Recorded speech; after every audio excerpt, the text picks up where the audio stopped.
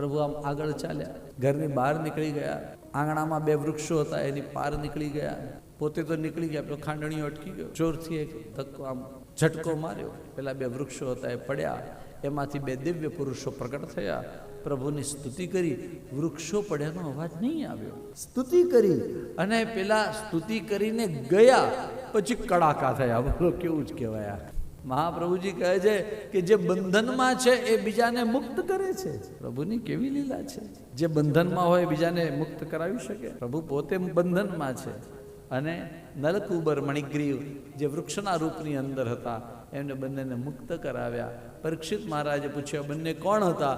તો એનો આગળનો જન્મ બતાવ્યો કે આ કુબેરના બે દીકરાઓ નલકુબર અને મણિગ્રીવ હતા. પણ નગ્ન સ્નાન કરતા હતા અપ્સરાઓ સાથે. નારદજી ત્યાં થઈને નીકળ્યા ત્યારે અપ્સરાઓએ પોતાના વસ્ત્રો સરખા કર્યા અને શરમાઈ. જ્યારે આમને કોઈ શરમ ના આવી અને નારદજી એમને શાપ આપ્યો કે તમે આવા જડની જેમ રહો છો, તમે બંને વૃક્ષ થઈને પડશો.